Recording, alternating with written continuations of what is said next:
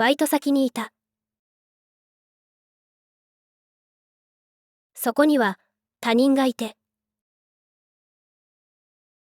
俺は他人に自分を合わせなくちゃならない。つまり、自分を取り繕って、自分をよく見せなくちゃならない。そういうのは疲れる。でも、バイトをして、お金を稼がなければ、あの人には会えない。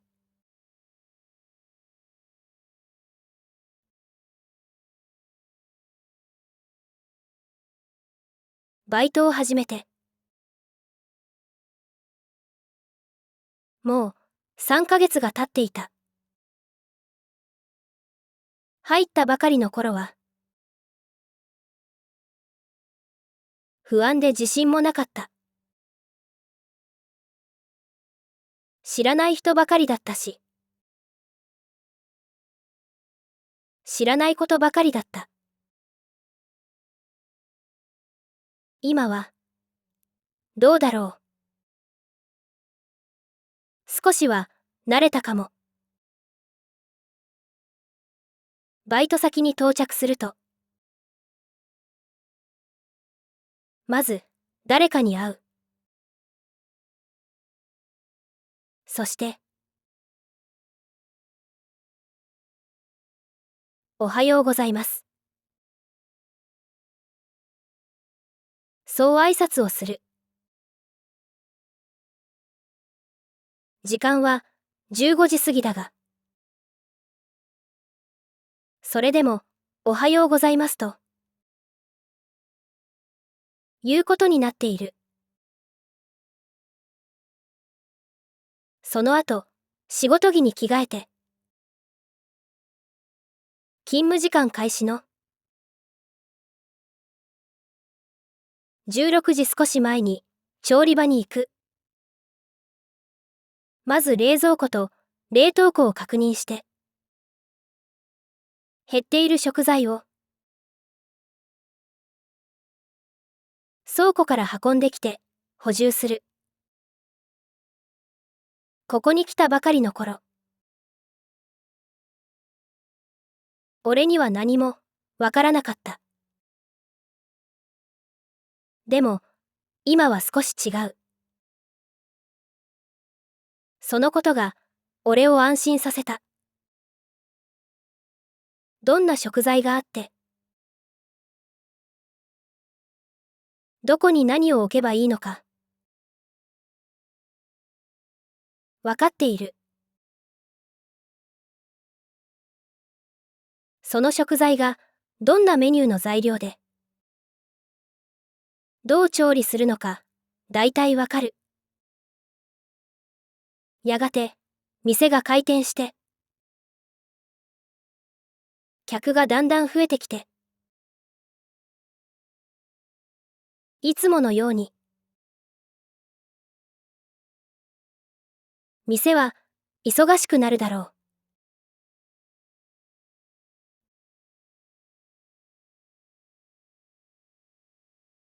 ある日のことだった。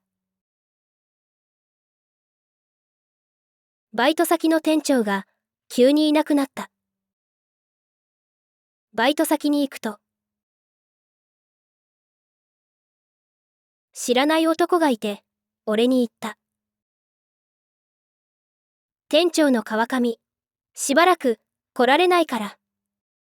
俺、代理の山岸です。よろしく。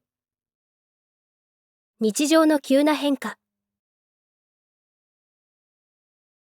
ちょっと不安になった。何かが変わったことで。自分にどんな影響があるだろう。それが読めない。何もないかもしれないけど。もしかしたら、ひょっとしたら、何かが起こるかも。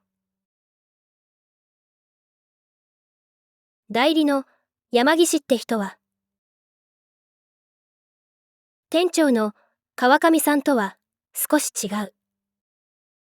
まあ、違う人間なんだから。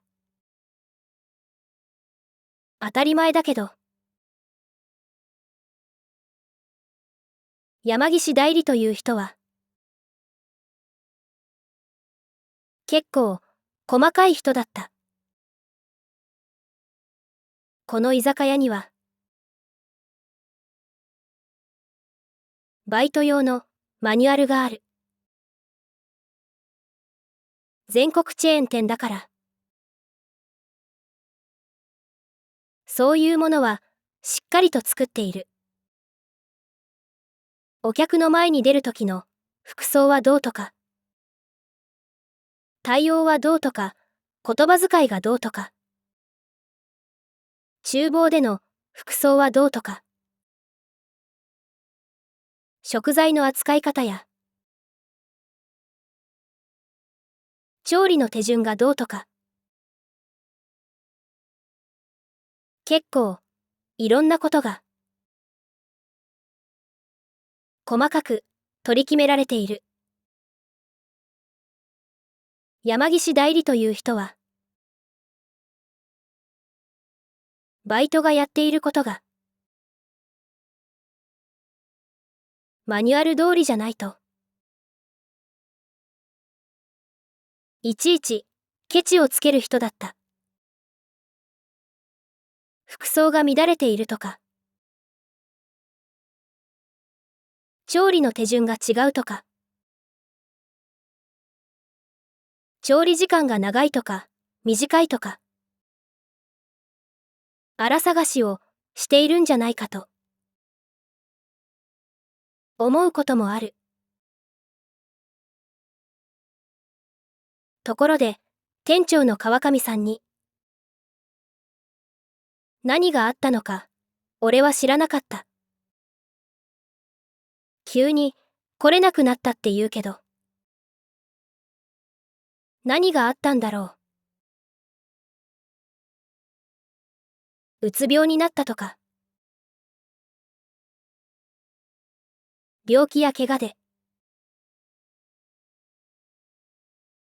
どこかの病院に入院しているとか、何か悪いことをして、警察に追われるとか、俺はあれこれ想像した。でも本当のところはどうなのか。誰かに聞いてみようとはしなかった。川上さんがいなくなって数日後、バイト先に知らない女の人が来ていた。その人は事務所で山岸代理と何か話していた。あの人がいないと困るんです。家のローンだって。私一人じゃ払いきれません。子供も中学生で。お金がかかるんです。急にいなくなられて。こっちも困ってるんですよ。僕だって。引き継ぎも何もないまんま。この店任されてもね。会社の方で。何かあったんじゃないんですか？会社の方では何もありませんよ。何かあったのは、お宅の方なんじゃないんですか？女の人は返す言葉がない。山岸代理が。すみません。失礼なこと言いました。と、言った。うちでは、何もありませんよ。いつもと、何も変わりありません。と、女の人が言った。バイト仲間の、誰かが言った。あの人。店長の、奥さんなんだってさ。なんで奥さんが来てるの？店長、蒸発したんだってよ。店長はいなくなった。行方をくらました。そして、店長がなぜそうしたのか。その理由が、誰にもわからない。だからそれは、確かに、蒸発だった。店長の川上さんは、結構適当なところのある人で、バイトが、つまみ食いをしているところを見ても、見逃してくれたりしていた。はじめは、バイトに対して、ものを言えない。気の弱い人なのかと、思っていた。でも実は、そうでもない。川上さんには、川上さんなりの考え方があって、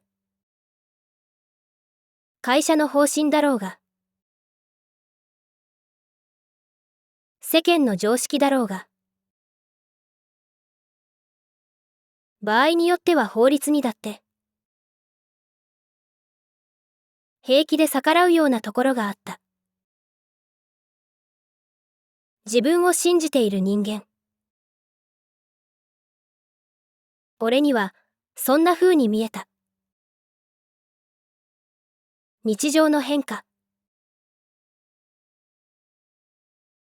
考えてみると、一度変わってしまえば、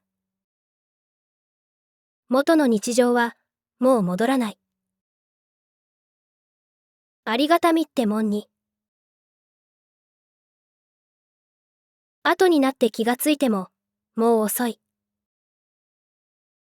川上さんは、なぜ、いなくなったんだろう。あの奥さんと一緒にいることが、嫌になったのか。職場の労働環境に、我慢できなくなったのか。今の世の中に、やりきれなさを感じたのか。俺たちバイトの面倒を見るのが、負担だったのか。慣れ親しんだ日常に、見切りをつける。それには勇気がいる。でも、勇気のあるやつだって、いるってことだ。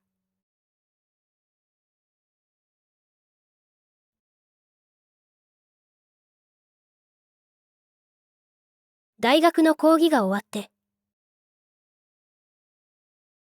その日は、バイトもなかった。アパートの部屋に帰ったところで、何があるわけでもない。俺は、自分がどうしたらいいのか、何をしたらいいのか、わからなかった。そして、そんな風に、思う自分が、思議だった。でもそれが、俺の現実だ。街を歩いた。どこに行ったらいいのか。わからない。どこに向かっているのか。わからない。そして、そういうのを、さまようっていう。今の俺はそれだった。俺は、さまよっていた。あてもなく、ただ歩き続けることに。やがて疲れた。ファーストフードの、ハンバーガー屋を見かけたので、そこに入った。コーラを買って、どこに座ろうかと、店内を見回す。そして俺は、はっとした。隅の席に、新聞を読んでいる男がいる。それは川上さんだった。川上さんに、もう二度と会うことはない。そう思っていた。川上さんは、俺とはもっと、別の世界に行ってしまったような、そんな気がしていた。でも、その川上さんが、目の前にいた。新聞を読んでいる川上さんは、俺に気づかなかった。そのまま、知らないふりをして、その場を立ち去ることもできた。俺と会っても、川上さんはきっと、気まずい思いをするに違いない。俺の方も、今さら、川上さんに会ったところで、話すこともなかった。でも俺は、川上さんに近づいていった。その時、俺には時間があって、でも俺には行き場がなかった。川上さんのすぐ前に立つと、川上さんは気がついて、新聞から目を上げた。そこにいるのが俺だとわかると、少し不安そうな顔をした。吉岡くんか、久しぶりだね。と、川上さんは言った。どうも。と、俺は言った。川上さんの前に来たのはいいが、どうしていいかわからず、俺は突っ立っていた。座ったら、と、川上さんが言ってくれた。特に話すことなんてない。それは川上さんも同じようだった。だから、当たり障りのない話をした。天気、いいですね。今日は。そうだね。洗濯物、干してくればよかったな。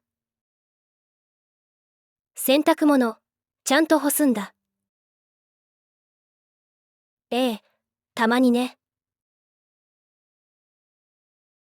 大抵は、部屋の中に。干しておくだけですけど。俺は、乾燥機だな。楽だし、早いし、時間もないし。そんな話をしていても、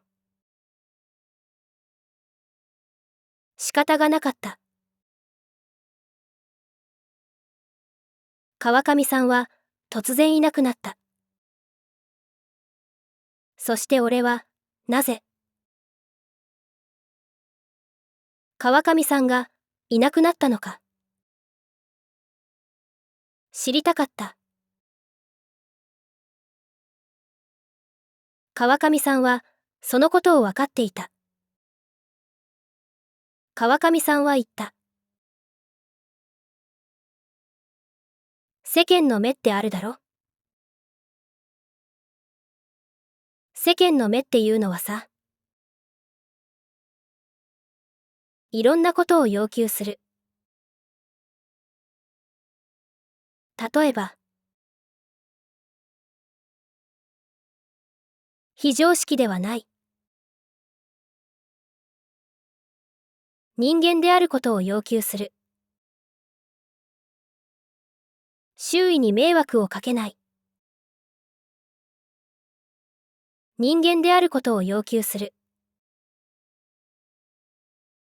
わかる。ええ。